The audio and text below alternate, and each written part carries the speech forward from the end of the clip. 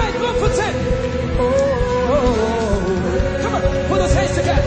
Yeah. Bonjour à ceux et celles qui viennent d'arriver, qui n'étaient pas là au tout début, ceux qui, pour diverses raisons, sont arrivés avec 30 minutes de retard, 40 minutes de retard pour certains, et d'autres même qui viennent d'arriver. Que le Seigneur bénisse chacun d'entre nous.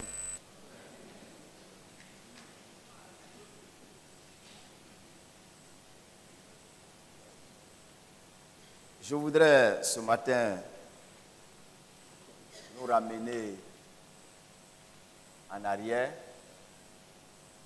et nous permettre d'évaluer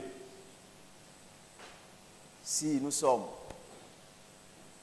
sur le droit chemin, si nous sommes encore dans la course ou pas, si nous avons renié notre engagement ou bien si nous sommes encore dans les contours et dans les limites de cet engagement. Je voudrais pour ce faire nous inviter à ouvrir la Bible dans plusieurs textes qui parlent et qui évoquent la même chose. Ésaïe chapitre 1, versets 27 à 28.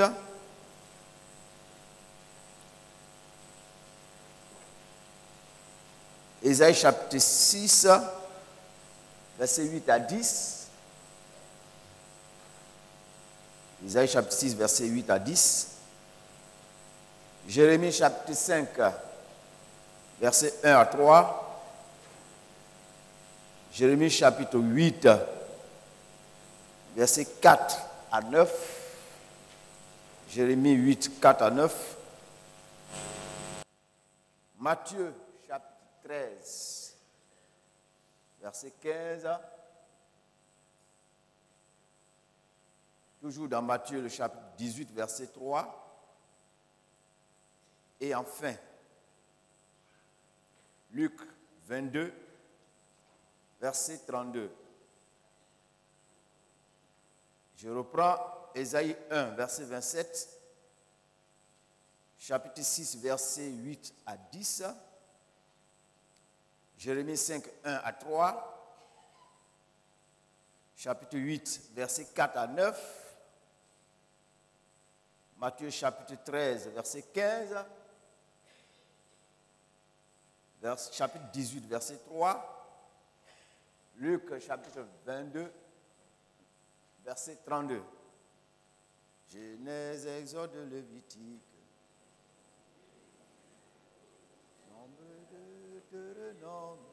Josué. Vous connaissez, non? Vous ne connaissez pas? Bon, on va l'apprendre. Un de ces 4 matins là. Là, vous allez pouvoir vous retrouver parce qu'il y a des gens qui font bine. Ils ouvrent et puis commencent fia. Au moment où il fait son fia là, vous êtes à 10 km déjà. Lui, il est derrière. Moi, il faut connaître ça. Donc, lisons d'abord Ésaïe d'abord. Chapitre 1, verset 27. Sion sera sauvé par la droiture, et ceux qui s'y convertiront seront sauvés par la justice. Sion sera sauvé par la droiture, et ceux qui s'y convertiront seront sauvés par la justice. Le chapitre 6, verset 8 à 10.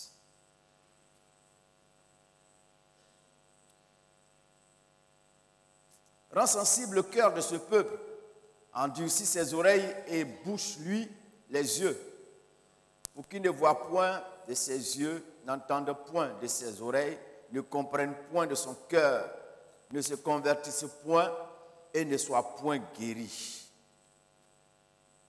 Matthieu chapitre 13. Non, on a fini? Oui, allons-y maintenant dans Matthieu.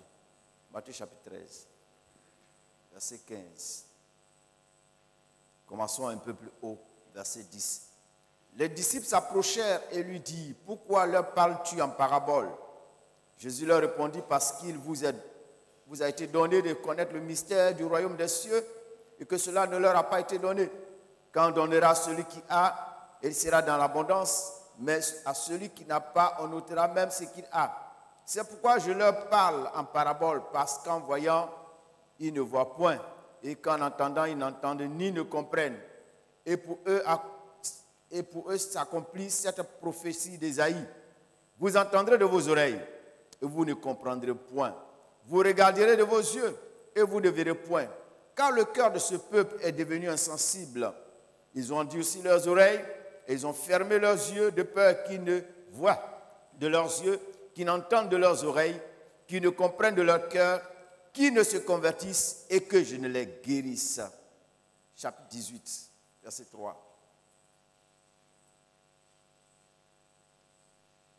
Je vous le dis en vérité, si vous ne vous convertissez et si vous ne devenez comme les petits-enfants, vous n'entrerez point ou pas dans le royaume des cieux. Luc 22, verset 31 d'abord. Le Seigneur dit à Simon, Simon, Satan vous a réclamé pour vous cribler comme le froment. Mais j'ai prié pour toi afin que ta foi ne défaille point. Et toi, quand tu seras converti, affermis tes frères. Seigneur lui dit, Pierre, je suis prêt à aller avec toi et en prison et à la mort. Mais il faut se convertir d'abord. C'est le préalable. Alléluia. Je voudrais parler de la conversion.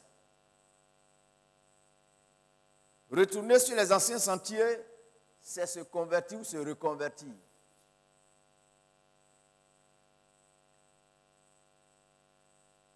Parce que le mot conversion revient dans tous ces textes.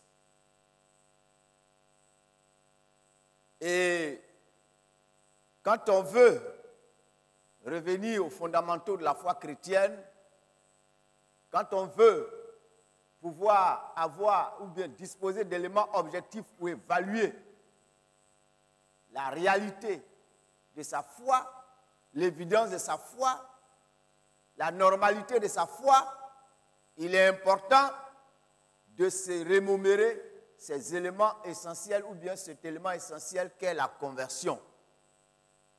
Tout part de là. Le premier pas effectué par l'homme pour faire partie des rachetés, c'est celui de la conversion. Quelqu'un qui n'est pas converti ne peut pas prétendre faire partie des rachetés de Dieu. Mais au regard des textes que nous avons eu à parcourir, en établissant d'abord un lien avec Israël, on peut dire et on se rend compte que la conversion peut ne pas être considérée comme un état ou une position acquise. La conversion, ce n'est pas un état ou bien une position qui est acquise de façon définitive. On peut être converti et ne plus l'être. Et on peut ne plus être converti et cependant être dans l'illusion de faire partie du peuple de Dieu. Toujours en relation avec Israël. J'en dirai plus tout à l'heure. C'est pour cela que nous allons nous efforcer de rafraîchir la mémoire à chacun d'entre nous quant aux éléments qui attestent que nous sommes vraiment convertis ou pas. Ou bien que nous l'étions et maintenant on n'est plus convertis. On a rétrogradé. Donc on est redevenu païen. Il faut dire les mots il faut dire les mots tels qu'il faut les dire. Un rétrograde, c'est quelqu'un qui était converti et qui est devenu à nouveau païen. Il était païen, il s'est converti, après il a relâché et il est redevenu païen. Donc, rétrograde égale païen.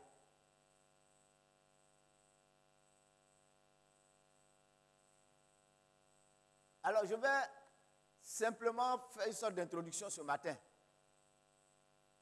C'est un enseignement que je vais apporter sur un certain nombre de dimanches. Donc ce matin, je vais introduire et puis nous verrons les autres aspects. La conversion fait partie du grand thème théologique qu'on appelle la sotériologie, c'est-à-dire l'étude du salut. Et il y a plusieurs séquences là-dedans. Vous avez la conversion, et la conversion a des étapes. On parle de la repentance également, on le verra.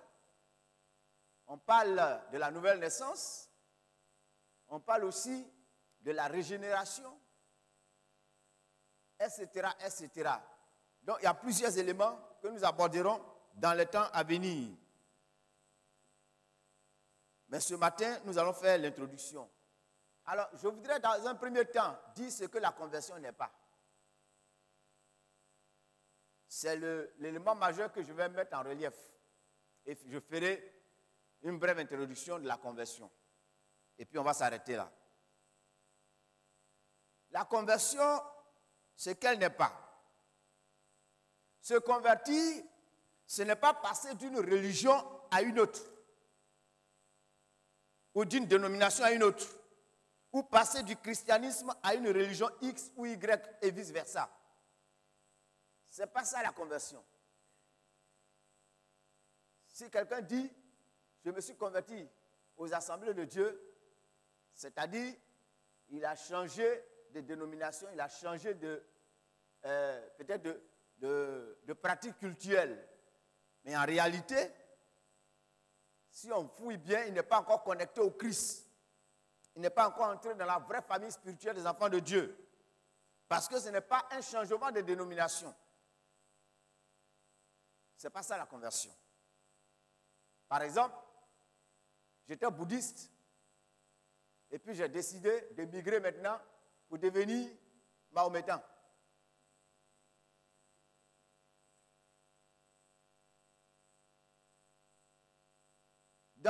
Au sens biblique du terme, ce n'est pas ça la conversion. C'est un changement simplement de dénomination. Nous verrons ce que c'est que la conversion véritable au regard de la parole de Dieu. Donc ce que je vais dire à partir de ce matin, c'est du point de vue de la Bible. Ce n'est pas des éléments philosophiques que je vais développer, mais je vais simplement prendre la Bible à témoin, ce que la Bible dit par rapport à ce contexte ou bien à ce thème, à ce vocable. C'est ce que je vais mettre en relief. À titre d'exemple, le cas des Juifs, dont les prophètes et Jésus font allusion, est suffisamment révélateur de ce que produit la religion sur le caractère et le comportement de l'être humain. Les textes que nous avons lus s'adressaient à des Juifs. Que ce soit dans l'Ancien Testament, dans le Nouveau Testament, Jésus parle de ses contemporains juifs et même il parle de Pierre qui était son disciple qui avait fait route avec lui pendant 3 ans et demi. Et au moment où Jésus parle dans Luc chapitre 22, il s'adresse à Pierre, Jésus dit que Pierre n'est pas encore converti. Quand bien même qu'il a cheminé pendant 3 ans et demi avec lui, Jésus dit à Pierre, tu n'es pas encore converti. Donc, faisons simplement, tirons une conclusion sommaire. Ça veut dire quoi? On peut être voisin. On peut côtoyer Jésus. On peut être dans l'église 3 ans et demi comme Pierre, 10 ans, 15 ans, et ne pas être encore converti.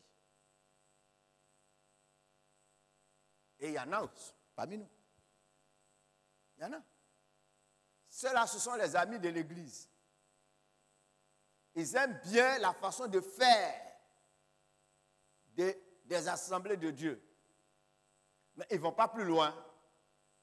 Parce qu'il y a des choses qu'ils ne veulent pas voir bouger, changer. Et nous verrons ça tout à l'heure. Donc, la conversion, ce n'est pas la religion. Et la religion elle-même, c'est quoi? La religion elle-même, c'est quoi? La religion, c'est l'ensemble des croyances ou dogmes et pratiques culturelles qui constituent les rapports de l'homme avec la puissance divine. Donc, ça peut être le monothéisme comme dans le prône les trois grandes religions dites monothéistes, le christianisme, le judaïsme et l'islam. Ça peut être aussi le polythéisme, c'est-à-dire ceux qui croient en plusieurs dieux, et ça c'est du côté de l'Inde, où ils ont autant de dieux que d'habitants dans ce pays, qui a près d'1 milliard d'habitants. Les dieux en Inde sont nombreux. Il y en a qui ont des visages bizarres, des couleurs bizarres, en tout cas, toutes les formes. Ça, c'est la panoplie achevée de l'idolâtrie dans ce pays-là. Retenons simplement que la religion est d'essence humaine, en ce sens que c'est l'homme qui en détermine les règles et par la même occasion lui demande des efforts méritoires en vue de la satisfaction de ses besoins. Donc, la religion est généralement une création de l'homme. Regardez, par exemple, la plupart des religions, que ce soit ce qu'on appelle la religion traditionnelle africaine, que ce soit d'autres religions, eh bien, c'est des hommes. Quelqu'un me dira, mais et le christianisme? Le christianisme, il en est tout autre. Parce qu'il existe à l'initiative de Dieu lui-même. Et l'œuvre que Christ est venu accomplir est une œuvre qui a été annoncée depuis la Genèse, depuis la chute en Éden. Et Dieu a utilisé plusieurs séquences pour en arriver à l'accomplissement avec le Christ qui, en réalité, étant homme, était aussi parfaitement Dieu. Or, quand il devait naître, il a été appelé Emmanuel, Dieu avec nous. Donc, ce qui est différent entre le christianisme et les autres, c'est que le christianisme n'est pas d'essence humaine, mais il est d'essence divine. Alléluia. C'est la différence. Celui qui a été l'instrument par lequel cette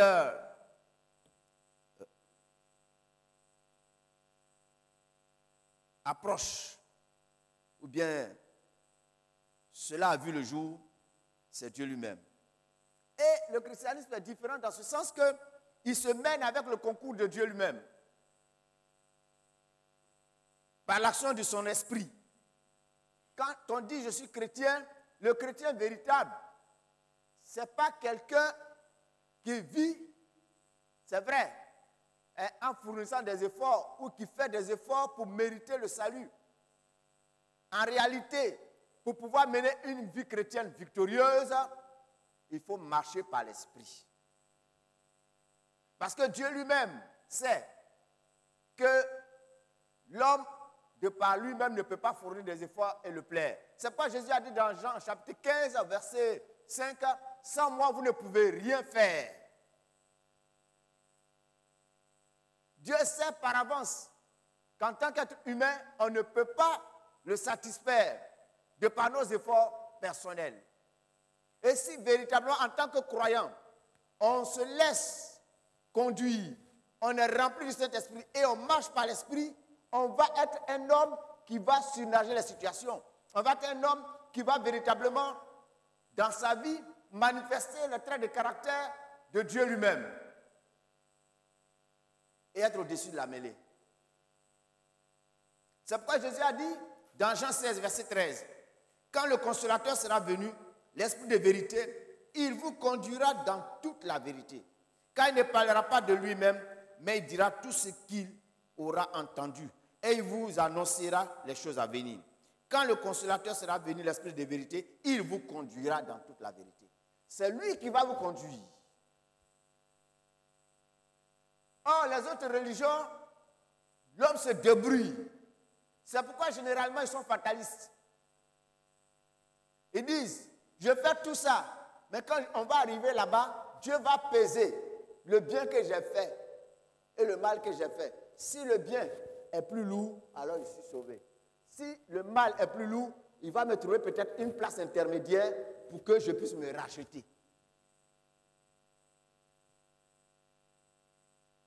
Mais le christianisme dit, celui qui va persévérer jusqu'à la fin sera sauvé. C'est le christianisme qui donne à l'homme des certitudes par rapport à l'avenir. Le vrai christianisme, ce n'est pas une idéologie d'incertitude.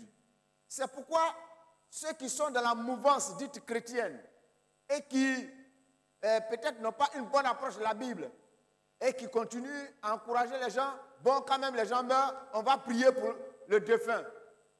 Ils ne sont pas rassurés, ils ne sont pas rassurants. Ils n'ont rien compris. La Bible dit quoi? Elle-même. Il est réservé aux hommes de mourir une seule fois, après quoi vient le jugement. Jésus n'a pas donné de place intermédiaire, d'alternative intermédiaire. C'est quand on est vivant, on doit se tourner vers Dieu. C'est quand on est vivant, on doit chercher Dieu. Et quand on est vivant, eh bien, on prie pour les vivants. On ne prie pas pour les morts. Dieu est intelligent. Même s'il est amour, mais il est aussi un feu dévorant. Et il est aussi un Dieu de justice. Si Dieu voulait encourager la médiocrité dans la vie morale des gens, eh bien, il ne se serait pas donné un mal fou à venir à la personne de Jésus pour nous sauver. Que le Seigneur nous aide à comprendre. Éphésiens chapitre 4, verset 30. Il a dit, n'attristez pas le Saint-Esprit de Dieu par lequel vous avez été scellés pour le jour de la rédemption. On a été scellés par le Saint-Esprit. Et c'est pourquoi dans Galates 5, verset 16, il a dit, marchez selon l'Esprit et vous n'accomplirez pas les désirs de la chair. Le croyant en Christ, eh bien, c'est quelqu'un dont la vie est gouvernée par le Saint-Esprit, dont la vie est dirigée par le Saint-Esprit. Il a comme tuteur le Saint-Esprit. C'est pourquoi Jésus l'appelle le consolateur, le paraclet. Et il dit, bientôt le monde ne me verra pas, mais vous me verrez. Et quand le Saint-Esprit viendra, il sera en vous. C'est le grand mystère de la foi chrétienne. C'est pourquoi, peut-être il y a quelqu'un qui est là ce matin, ça fait des années, tu n'arrives pas à entrer dans le canevas de la foi chrétienne. Tu es là, mais tu ne sens pas véritablement de changement. Ce que je vais te demander ce matin, c'est de capituler devant Dieu. Capitule devant Dieu. Reconnais ton échec. Reconnais ta faillite. Humilie-toi devant Dieu. Étends-lui la main. Et alors, le Saint-Esprit viendra faire son habitacle en toi. Ça demeure en toi. Et si le Saint-Esprit vient en toi, tu auras la force de surmonter tout ce qui te domine aujourd'hui. Tu te surprendras à constater que tu es devenu quelqu'un d'autre. Il y a des gens qui disent que la vie chrétienne est compliquée et que ce que nous prêchons est compliqué, c'est difficile. Mais les Juifs ont eu la même réaction. Quand Jésus parlait, ils ont dit, mais dans ce cas-là, qui peut te sauver? Non. Dieu, depuis la Genèse, il a constaté que l'homme ne peut pas par lui-même satisfaire à ses exigences. C'est pourquoi, dans la nouvelle alliance, il a établi cette nouvelle règle qui consiste à venir lui-même vers nous et à nous guider par la main, par le Saint-Esprit. C'est ça, le vrai christianisme. La religion, en réalité, est à considérer comme une vanité. La religion est à considérer comme une vanité. Parce que nous allons voir certains éléments qui l'attestent. La religion est une vanité, comme le dira l'Ecclésiaste, vanité des vanités, tout est vanité. Les hommes démontre une chose par le foisonnement des religions dans le monde, qui sont une démarche humaine pour chercher à plaire à Dieu, à satisfaire aux exigences de Dieu. L'homme, de par la religion, prouve une chose, c'est qu'il est tripartite. C'est-à-dire qu'en l'homme, il y a le corps, il y a l'âme et l'esprit. Et ça veut dire aussi que, donc, dans cette partie tripartite de l'homme, il y a inéluctablement Dieu qui est censé avoir sa place. Et chaque être humain ressent dans son cœur un besoin de spiritualité, un besoin d'élévation vers le divin. Il y a un vide. Et ils veulent combler ce vide avec quelque chose. D'où cette floraison d'imagination pour créer des religions à gauche et à droite. Mais c'est de la vanité. C'est de la vanité. Mais également, la religion, c'est un piège du diable pour semer la zizanie, pour semer la confusion. Et on dit, tous les chemins mènent à Rome. C'est ce que certains disent. Et certains même pensent que c'est un verset biblique. Mais la Bible dit, il y a un seul chemin pour aller au ciel, c'est Jésus-Christ. Jésus est le chemin, la vérité et la vie. Et nul ne vient au Père que par lui. Si le monde entier comprenait cela, les autres religions n'auraient pas leur raison d'être au regard de Dieu. Parce que Dieu a consacré Jésus comme le boulevard, comme, je pourrais dire, la route, le chemin idéal pour arriver vers Dieu et l'unique. Mais les hommes, par la religion, véritablement, mettent en relief leur propension à s'éloigner de ce que Dieu a considéré ou créé. Et le diable les y est dans cela. Donc la religion est considérée comme une vanité. Pourquoi? Parce que c'est une illusion. En ce sens qu'elle donne l'impression à l'homme d'être connecté au divin, sans pour autant lui permettre d'exprimer dans son comportement et son caractère l'identité et les traits qui manifestent la nature de Dieu au regard de la Bible. La religion, c'est une illusion. Une illusion. C'est-à-dire qu'ils sont là-dedans et ils ont un semblant de bien-être. Et ils pensent qu'ils sont connectés à Dieu. Mais quand tu observes un religieux, il n'a pas le caractère divin en lui. Il ne manifeste pas dans sa conduite les éléments de la nature du Christ. Il ne manifeste pas les vertus liées à la vie du Christ au regard de la Bible. Il n'a pas la nature de Dieu en lui. La Bible dit quoi? Que Dieu est amour. Ils peuvent dire qu'ils aiment, mais parfois ils aiment simplement leurs co-religionnaires. Et même, parmi ceux de leur religion même, il y a des exclusions. C'est pourquoi il y a des guerres interreligieuses au sein même d'une même dénomination. Dans certaines religions, on dit, ceux-là c'est des chiites, ceux-là c'est de ceci. Et donc, on leur envoie des bombes et puis on les tue. Et pourtant, ils adoptent tous la même position de prière. Même dans le christianisme, ça existe. Parce que la religion, c'est une illusion. La religion produit des fanatiques et des zélés qui n'agissent pas avec une intelligence équilibrée, correspondant aux standards bibliques, et même aux normes conventionnelles de la société. La religion produit des fanatiques. Et des zélés. Des gens qui n'ont pas une intelligence équilibrée, qui correspondent même aux standards bibliques et même aux standards ordinaires de la vie humaine. Dans Romains 10, verset 2, Paul dit, je leur rends le témoignage qu'ils ont du zèle pour Dieu, mais sans intelligence. Les Juifs étaient zélés pour Dieu. Et un homme comme Paul, il était très zélé. Il y avait une frange des pharisiens qu'on appelait les zélotes.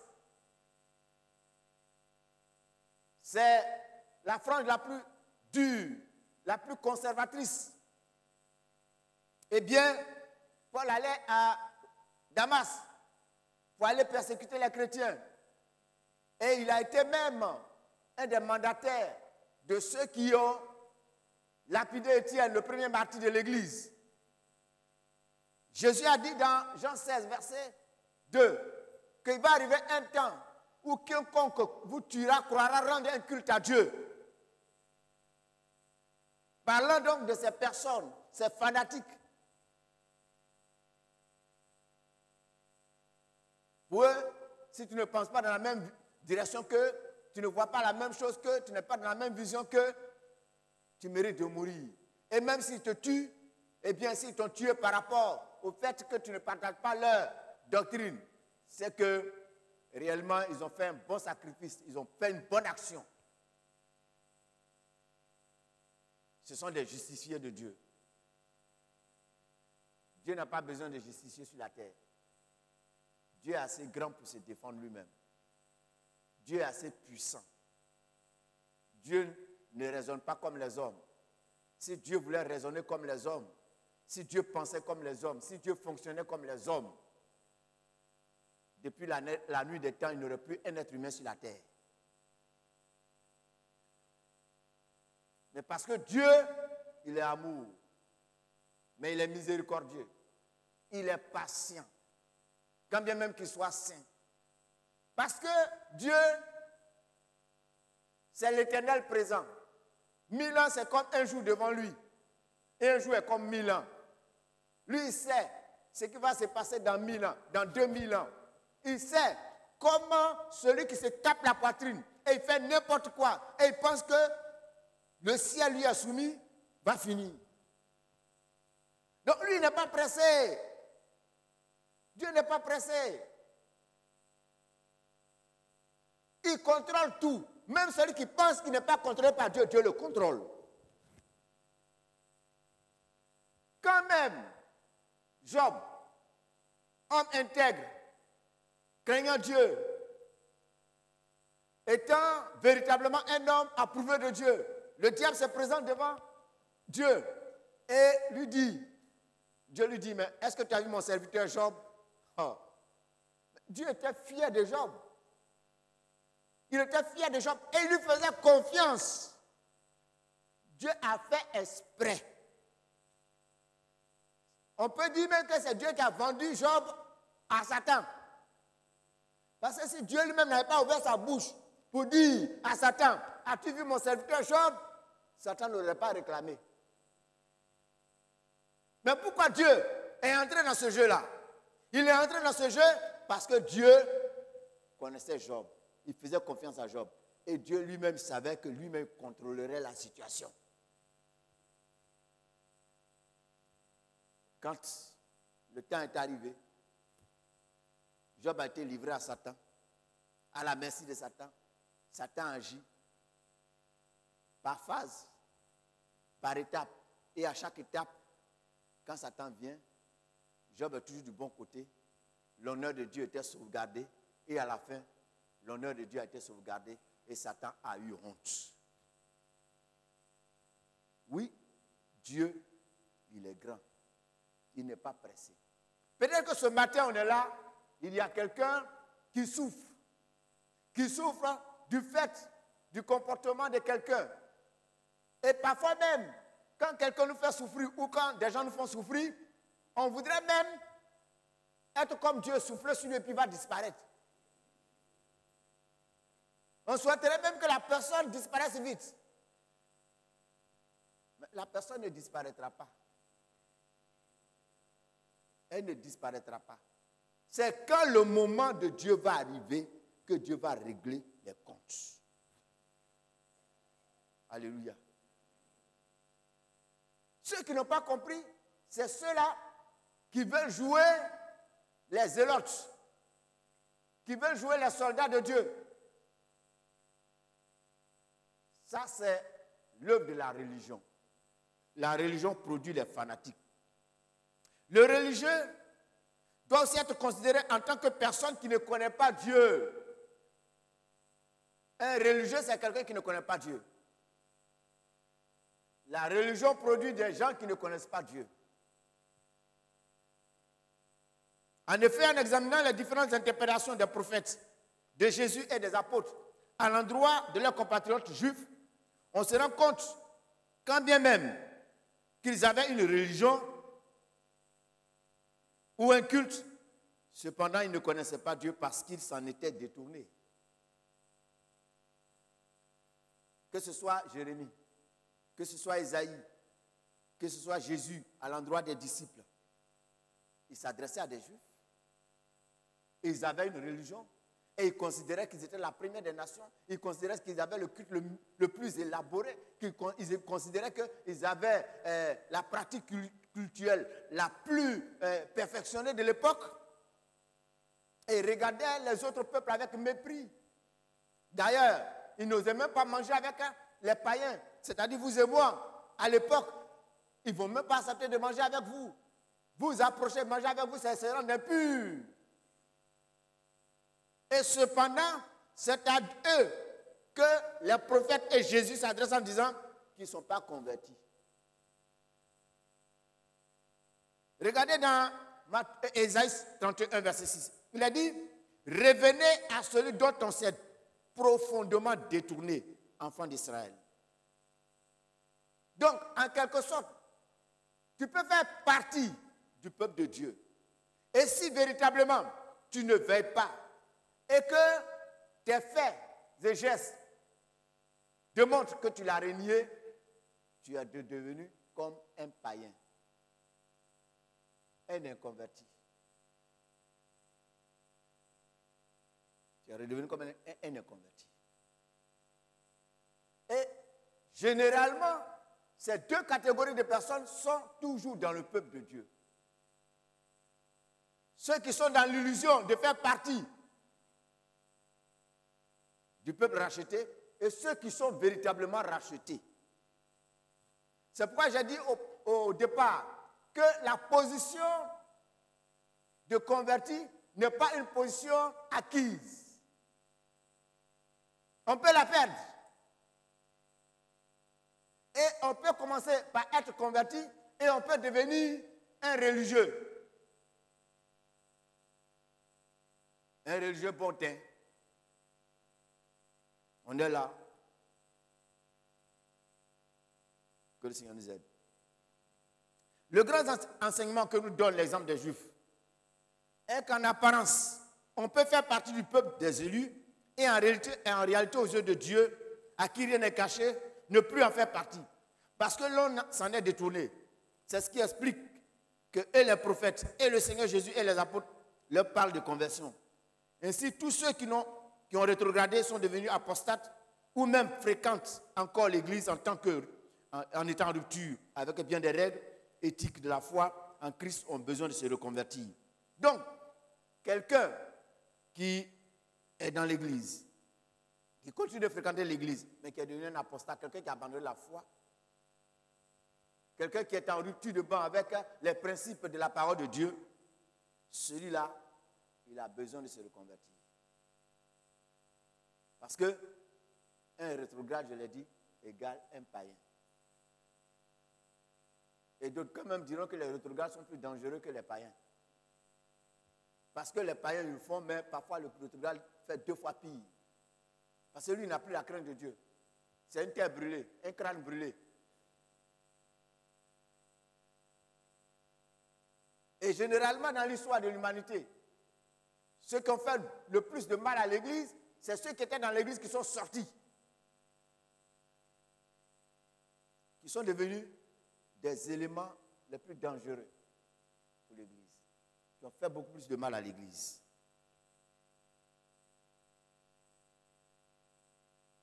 Que le Seigneur nous aide. La religion conduit les hommes au formalisme. Un religieux, c'est un formaliste. Dans 2 Timothée 3, verset 5, Paul dit que dans les derniers temps, les gens auront l'apparence de la piété, mais vont régner ce qui en fait la force. Matthieu 6, verset 1. Jésus reprend pratiquement ce que les prophètes ont eu à dire. Et il donne des recommandations aux disciples. Il leur dit, gardez-vous de pratiquer votre justice devant les hommes pour en être vus. Autrement, vous n'aurez point de récompense auprès de votre Père qui est dans les cieux. Lors donc que tu fais le mal, ne sonne pas la trompette devant toi, comme font les hypocrites dans les synagogues et dans les rues, afin d'être glorifiés par les hommes. C'est le formalisme. Vous pouvez continuer. Et vous lisez également Matthieu 23, verset 3, verset 2 à 3. Il est dit, les scribes et les pharisiens sont assis dans la chair de Moïse. Faites donc et observez ce qu'ils vous disent. Mais n'agissez pas selon leurs œuvres, car ils disent et ne font pas. Ils lient des fardeaux pesants et les mettent sur les épaules des hommes. Mais ils ne veulent pas les remuer du doigt. Ils font toutes leurs actions pour être vus des hommes. Ainsi, ils portent de larges phylactères et ils ont de longues franges à leurs vêtements. Ils aiment la première place dans les festins et les premiers sièges dans les synagogues. Ils aiment à être salués dans les places publiques et à être appelés par les hommes rabbis, maîtres, etc., etc. Parce que la religion conduit au formalisme. Regardez ce texte de la parole de Dieu dans l'évangile selon Luc, je crois chapitre 18, 19, où 2 hommes sont entrés dans le temple pour aller prier. Il y a un, il n'est pas allé prier, mais il est allé faire son palmarès, son atalakou devant Dieu. Et à la limite même méprisant son voisin qui est là, dont il connaissait le comportement, dont il connaissait les fréquentations. Et il arrive là, et il se pavane en disant, Dieu, je te loue et je te bénis parce que je ne suis pas comme le reste des hommes. À la limite, il aurait dû dire le nom même de celui qui est là. C'était mieux. Cela aurait été plus courageux de sa part. Moi, je jeûne tel nombre de fois dans la semaine. Je donne ma dîme. Je ne fais pas ceci, je ne fais pas cela. C'est ce qu'il disait. Mais en parlant ainsi, qu'est-ce qu'il mettait en nu? Il mettait en nu sa nullité.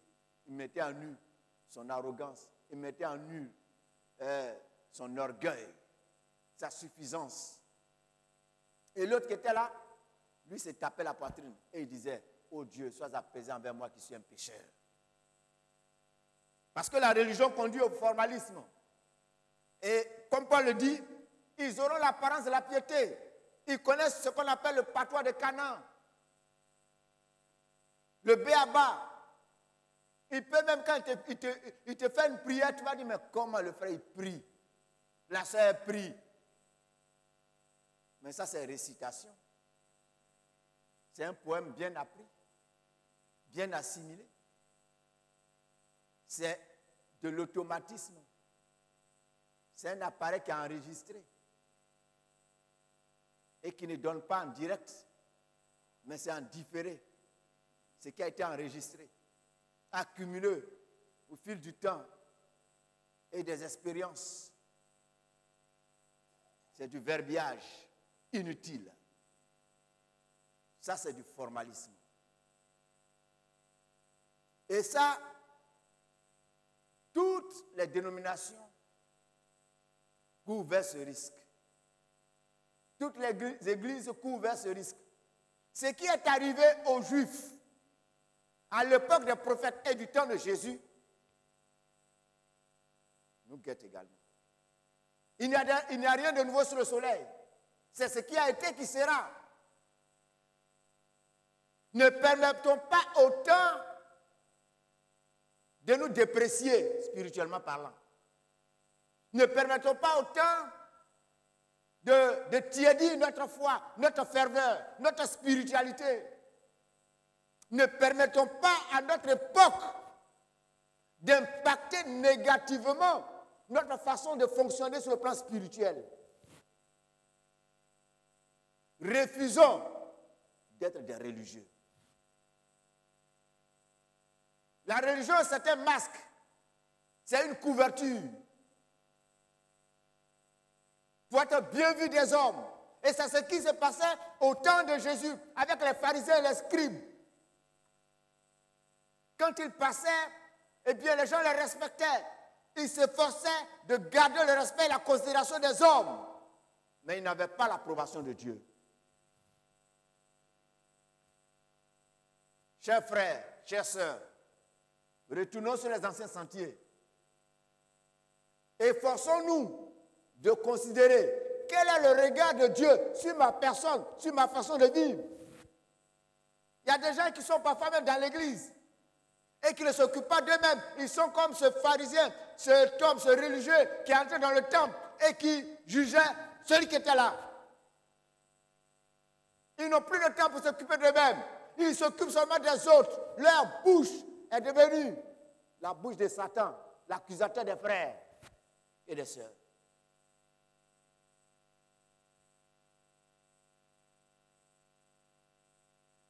Jésus a dit, il faut regarder la poutre qui est dans ton œil plutôt que de regarder la brindille de balai qui est dans l'œil de ton frère. Il donne une valeur relative à ce qui est dans l'œil de ton frère. Mais par rapport à toi là, une brindille de balai, ce n'est pas trop grave. Mais une poutre, peut-être même que c'est rouillé dedans.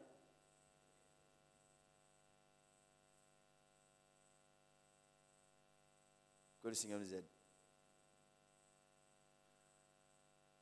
Les scribes et les pharisiens de l'époque de Jésus, Jésus va être très acerbe vis-à-vis d'eux.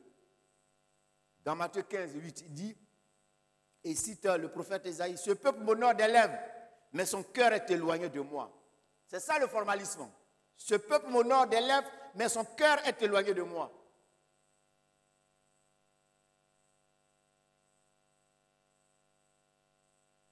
Est-ce que nos cœurs sont attachés au Seigneur? Au jour d'aujourd'hui, est-ce que tu peux dire que ton cœur est attaché à Dieu? Ou bien c'est pour un autre intérêt que tu es là? Ou bien comme tu as marié un frère à l'église et que c'est à l'église que tu l'as trouvé, à cause de la bouche des gens, tu es encore là. Tu es dans la maison, tu viens à l'église. Ça veut dire que tu l'accompagnes. Mais dans la réalité, tu n'as plus de connexion avec Dieu. Tu n'as plus de relation avec Dieu. Dimanche, si tu restes à la maison, tu ne vois pas ce que tu vas faire. Et tu viens, tu es là. C'est ce qui fait que certains même, on ne voit pas vraiment le zèle qu'ils montrent à aller dans la maison de Dieu. Ils ne sont pas pressés, ils ne courent même pas pour venir. Ils marchent à leur guise. Et il ne faut pas les interpeller, il ne faut pas les reprendre. Tu veux dire quoi? Laisse-moi, tu es Dieu.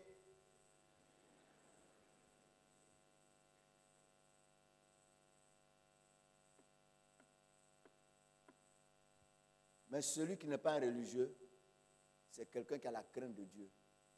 Dans les petits détails, il ne permet pas de tolérance. Parce qu'il agit comme devant être jugé par Dieu.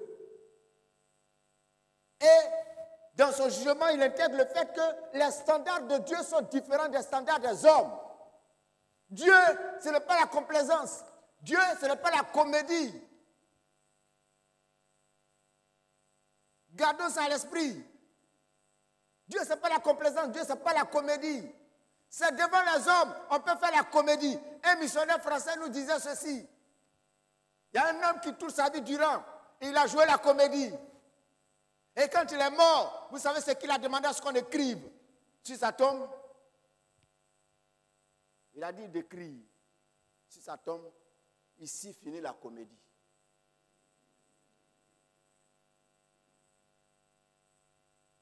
La comédie finit au cimetière.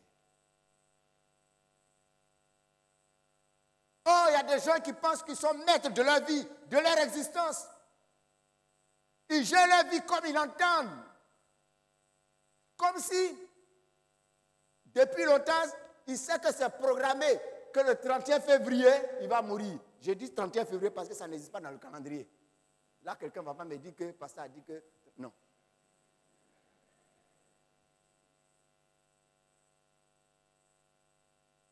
Il prend son temps. Parce que Dieu lui a dit que le 31 février 2077, il sera encore en vie. Que le Seigneur nous aide à comprendre. La religion produit des formalistes. Et c'est le piège dans lequel étaient tombés les Juifs du temps des prophètes et de Jésus. Je vais terminer. J'ai mis suffisamment de temps sur la religion pour que nous comprenions les dangers de la religion. Et que nous apprenions à faire la différence et la nuance entre quelqu'un qui est converti et quelqu'un qui est religieux.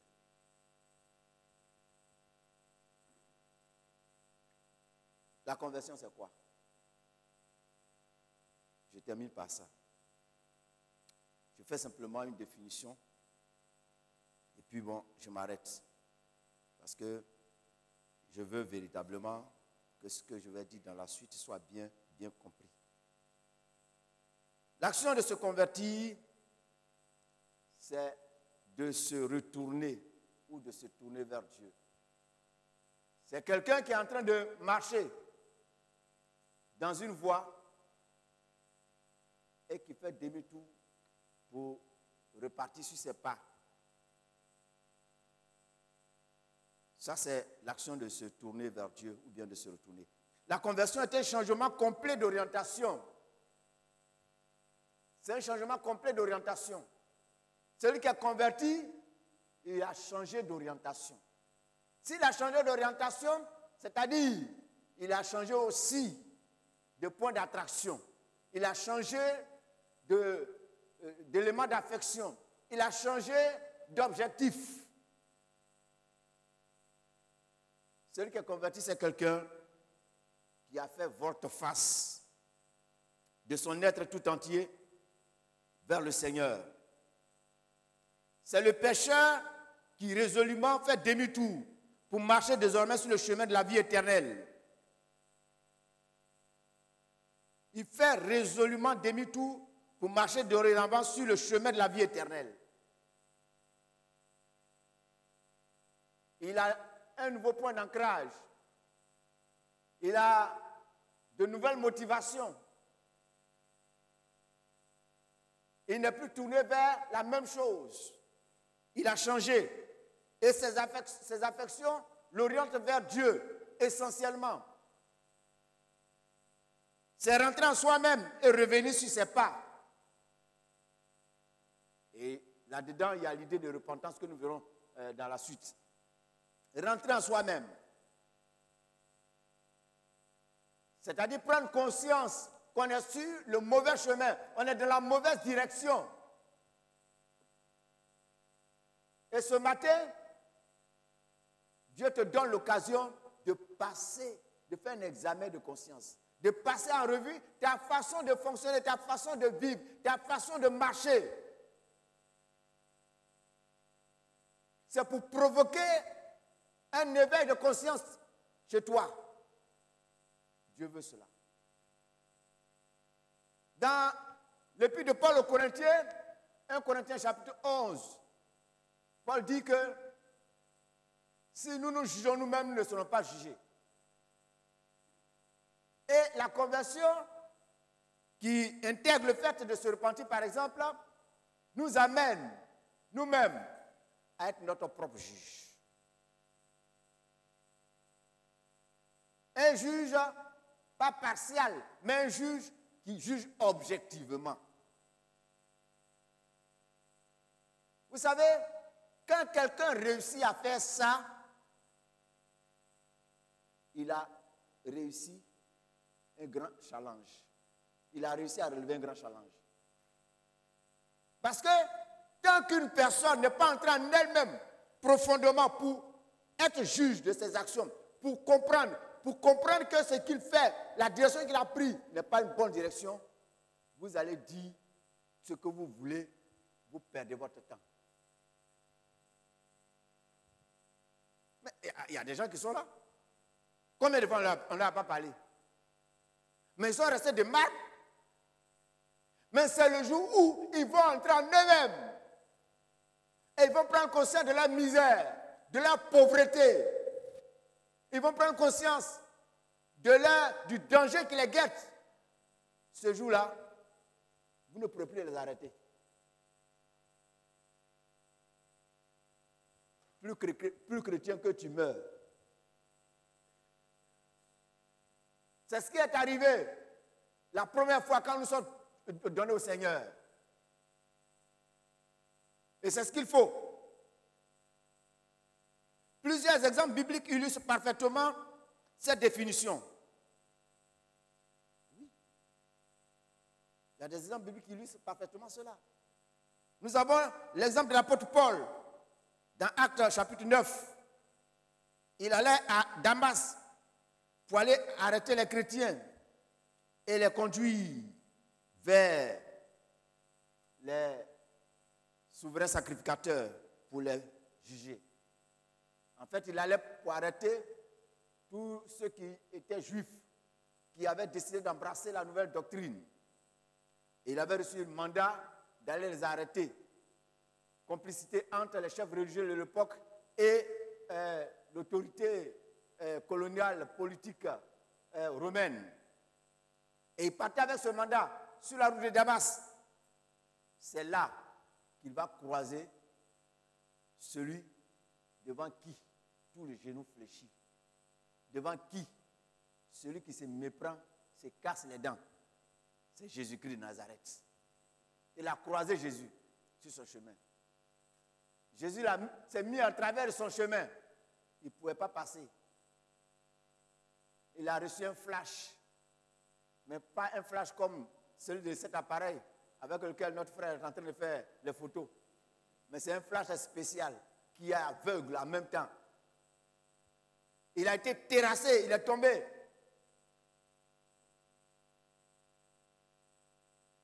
Et lui, en bas maintenant, il va dire, qui es-tu Seigneur? Et le Seigneur va lui dire, je suis Jésus que tu persécutes tant. Hein? En bon? Donc, tout ce que je faisais là, c'était contre c'est Jésus. Et puis, Paul, qui se croyait brave et fort, c'est lui qui se retrouve à terre. Il mord la poussière. Et il reconnaît qu'il y a plus fort que lui. Il reconnaît son erreur. Et puis, il va capituler. Cependant, il va partir à Damas. Mais il va à Damas, l'objectif a changé. Plus maintenant, il faut aller arrêter les gens et les persécuter. Et il va aller à Damas. Là-bas, ses yeux vont s'ouvrir, les écailles vont tomber de ses yeux. Il va être rempli du Saint-Esprit. Et puis, il va être dirigé pour aller prêcher maintenant l'évangile. Il s'est converti. Quand toi, tu t'es converti là, depuis que tu dis que tu es converti, qu'est-ce qui a changé en toi? Qu'est-ce qui a changé? Tu étais un grand chauffeur, tu chauffais. Mais aujourd'hui encore, tu continues de chauffer. Tu dis non, quand je vais là-bas, je ne danse pas, je suis assis là, je passe le temps. Ceux qui viennent là, ils fument. Ceux qui viennent, ils boivent. Et même quand ils rôtent la même là, ouf. Vous savez, il y a une maman qui s'est convertie à la suite d'une histoire qu'elle a vécue en direct. La maman, elle aimait bien la bière. Le matin, au petit déjeuner, une grosse tombe. À midi, au repas, une autre bière tombe. L'après-midi, peut-être vers 17h, bon, il y a un coup de feu qui arrive, une autre bière tombe.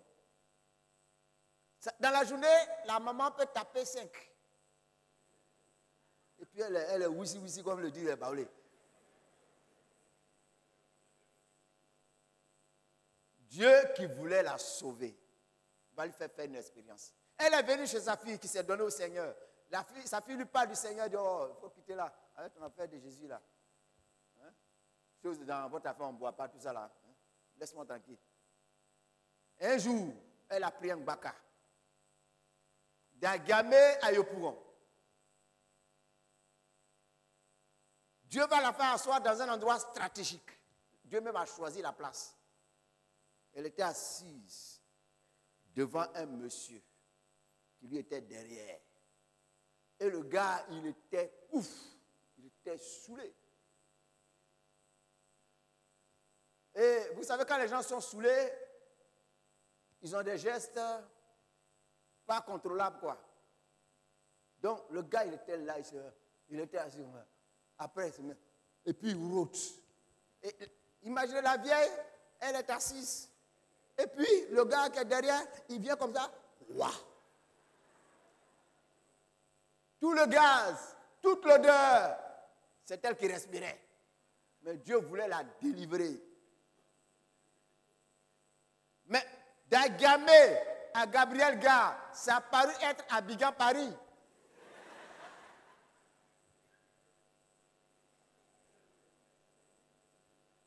La vieille,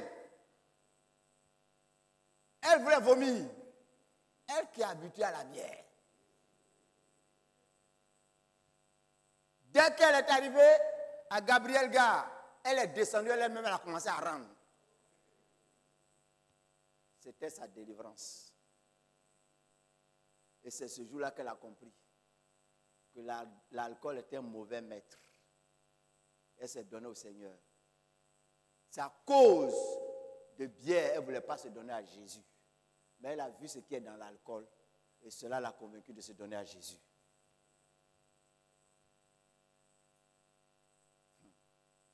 Je te regarde et je vais te parler.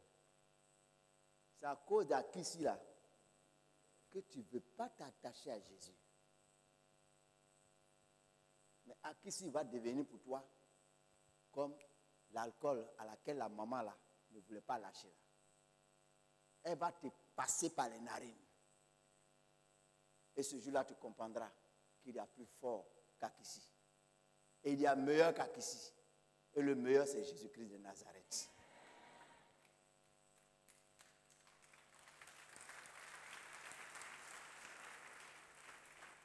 Tant que cela n'est pas arrivé, et si cette expérience-là, le jour arrive, et que tu ne te laisses pas convaincre, c'est que toi-même, tu as ouvert le boulevard pour l'enfer. L'apôtre Paul, c'était un irréductible.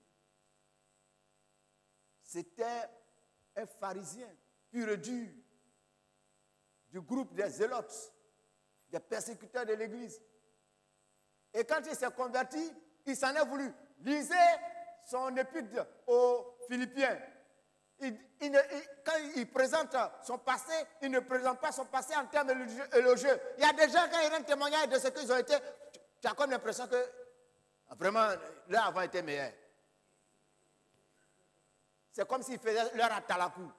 Mais normalement, quand vous regardez, vous écoutez le témoignage de Paul dans Philippiens chapitre 2, Paul dit à la fin, ces choses qui étaient pour moi un gain, je les considère comme la boue. Alléluia. Tant que quelqu'un n'est pas arrivé à comprendre que la vie de péché, c'est la boue, c'est l'ignominie, c'est la honte, ça rabaisse, ça humilie l'homme, quoi que vous fassiez, il sera un bon religieux, mais il ne sera jamais chrétien. Enfin, les Thessaloniciens. Dans 1 Thessaloniques chapitre 1, versets 9 à 10, Paul dit des Thessaloniciens, on raconte à votre sujet quel accès vous avez eu auprès de vous, que nous avons eu auprès de vous, et comment vous vous êtes convertis à Dieu en abandonnant les idoles pour servir le Dieu vivant et vrai. Comment vous vous êtes convertis à Dieu? Il n'a pas dit que vous êtes convertis au christianisme, vous êtes convertis à telle dénomination, vous êtes convertis à Dieu. On se convertit à Dieu. Alléluia. Et quand on est converti à Dieu, il y a des preuves qui attestent. Ils étaient des grands idolâtres. Ils avaient beaucoup de fétiches. C'est dans la zone grecque de l'époque, comme Athènes, où dans Actes chapitre 17, Paul s'y trouvait. Et attendant ses compagnons de voyage, il regarde cette ville qui était perlée d'idoles. Et il va même leur dire, vous êtes extrêmement voués aux démons, selon la tradition originale. Vous êtes extrêmement voués aux démons. Qu'on appelle, lui second traduit, vous êtes extrêmement religieux. Ce n'est pas religieux, il dit, vous êtes extrêmement voués aux démons. Il y avait tellement de Dieu. Ils avaient tellement de Dieu. Et quand ces Thessaloniciens ont entendu l'évangile, ils vont se détourner de leur idolâtrie. Ils vont se détourner des fétiches. Ils vont prendre la distance avec les fétiches. C'est les idoles. Peut-être que tu as une idole à laquelle tu es attaché. Tu ne veux pas abandonner. Tu ne veux pas te défaire de cela. J'ai été confronté au même dilemme. Quand j'ai entendu l'évangile, j'avais mes idoles. J'avais mon idole. Ce n'est pas fétiche. C'est vrai, je suis fils de féticheur. Mais c'était des idoles modernes. C'était une idolâtrie moderne. J'avais mon groupe. Donc, avec le groupe, on faisait les 400 coups pendant les vacances. Je ne voulais pas me déconnecter de ce groupe. Cependant, j'entendais l'évangile. C'était une lutte entre Dieu et moi. J'étais triste. Quand j'allais à l'église, j'étais triste au lieu d'être heureux. Parce que quelqu'un qui n'a pas encore rencontré Jésus, quelqu'un qui n'est pas converti, il ne peut pas se sentir à l'aise à l'église. Il ne peut pas dire comme David, je suis dans la joie quand on me dit, allons dans la maison de l'Éternel. Celui qui est vraiment converti, l'église, il se sent à l'aise. Il est content d'aller à l'église.